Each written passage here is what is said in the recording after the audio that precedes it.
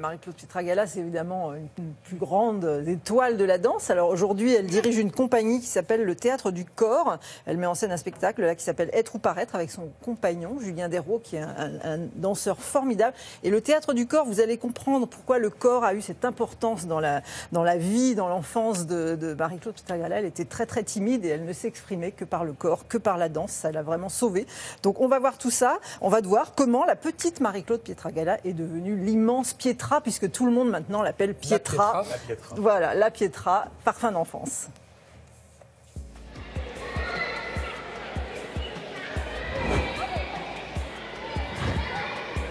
Bonjour Pietra. Bonjour. Si je vous demandais de définir votre enfance en 3 mots. C'est difficile en 3 mots. Alors je dirais beaucoup d'amour avec mes parents, timidité, fille unique, donc solitude, discipline. C'est Calvi, c'est la citadelle. Donc c'est vrai que j'ai eu cette enfance un peu double entre mon entrée à l'école de danse à l'Opéra de Paris. Je trouve ça formidable d'avoir un but déjà à cet âge-là. Et puis en même temps l'état sauvage que je retrouvais quand j'allais en Corse. C'était un sas vraiment de... Voilà, c'était la liberté. Oui, c'était la liberté, mais je ressens toujours la même chose quand je vais sur l'île de Beauté. J'ai tout d'un coup ces souvenirs d'enfance, ces odeurs, ces couleurs, la mer, la montagne.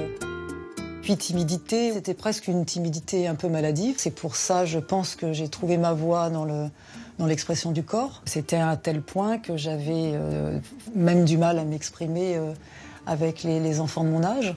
J'ai ce souvenir-là de ma mère sur la plage de Calvi, aller demander à des petits camarades « Vous voulez pas jouer avec ma fille parce qu'elle n'ose pas venir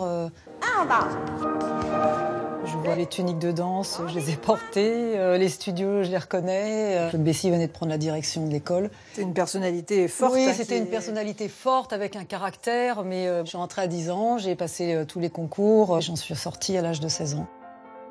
Ça peut paraître austère, un peu rigide, cet univers-là, mais quand vous y êtes et quand l'objectif, quand même, c'est de pouvoir être professionnel, de pouvoir aborder les rôles qui vous font rêver. On passe par du travail et encore du travail. Qui dit concours dit souvent des fois qu'une place, donc effectivement il faut mettre la barre haut.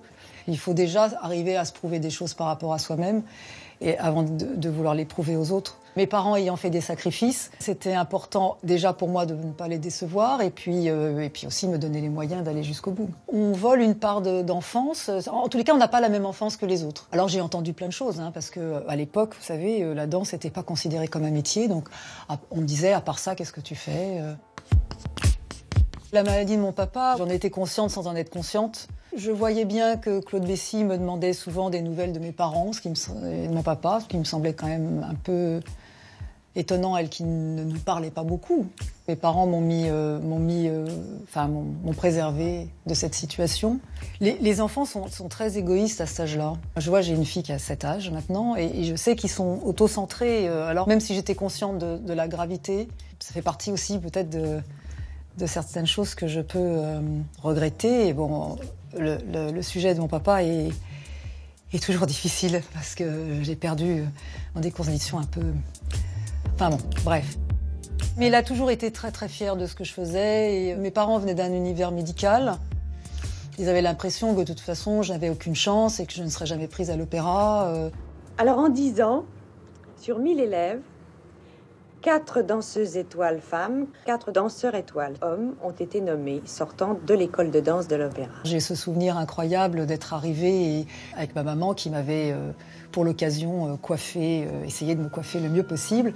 Et toutes les petites danseuses étaient coiffées avec un chignon haut, moi j'étais en chignon bas. Elles avaient une tunique rose, moi j'avais une tunique jaune. Vous voyez, c'était... Déjà, je disais, bon, c'est pas le vilain petit canard, mais pas loin. On sentait la rebelle, donc, quoi. Voilà. À part mon envie profonde et ma passion profonde pour la danse, je savais pas si ça allait marcher. Mes parents encore moins. Pour un vilain petit canard.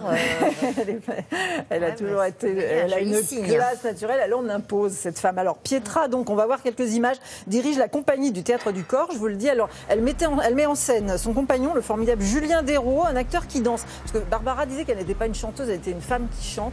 Eh bien, Julien Desraux, c'est un acteur qui danse. Il s'exprime vraiment avec son corps sur des textes d'Aragon et de Shakespeare. Les critiques sont vraiment enthousiastes sur ce spectacle. Courez-y, c'est au Studio Héberto à Paris jusqu'au 4 février, une mise en scène donc de Pietra, la grande Pietra que j'ai eu la chance de rencontrer.